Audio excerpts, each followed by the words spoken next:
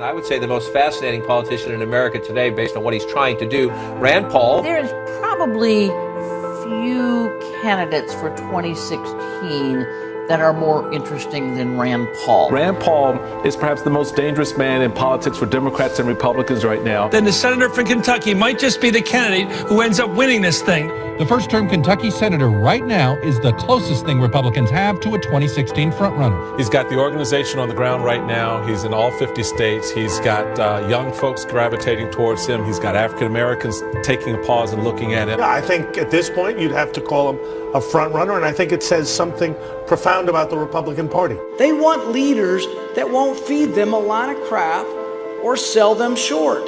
They aren't afraid of individual liberty.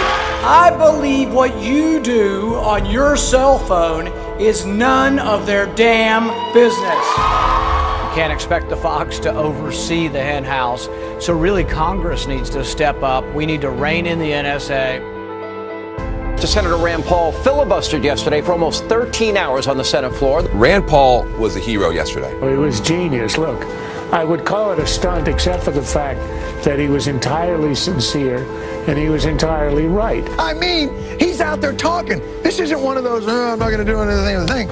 He's using the filibuster the way it's meant to be used. I rise today to begin to filibuster John Brennan's nomination for the CIA. Is there no one willing to stand up and say to the president, for goodness sakes, you can't sentence people before you try them? Senator Paul officially filed a class action lawsuit against the Obama administration, the National Security Agency, and a host of others regarding a U.S. surveillance program that collects information on millions of U.S. citizens. A federal judge has ruled the NSA is violating our Fourth Amendment rights when it collects data on phone calls into and from the United States.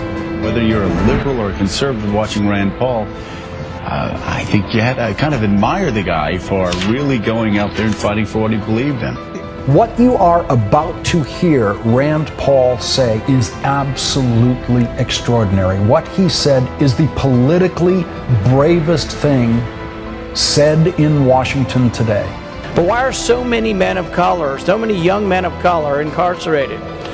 Because frankly, it's easier to arrest and convict poor kids in urban environments.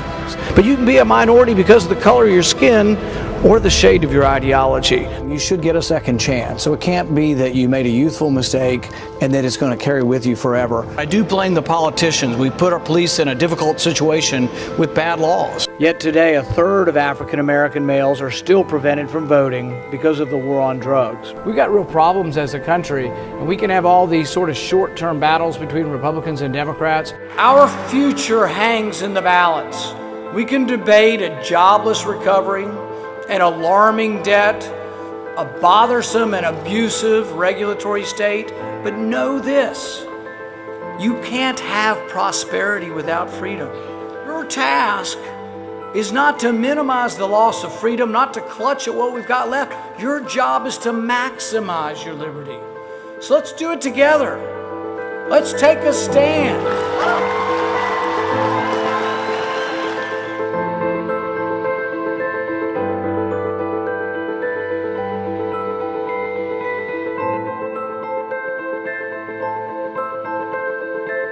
What will your generation stand and fight for?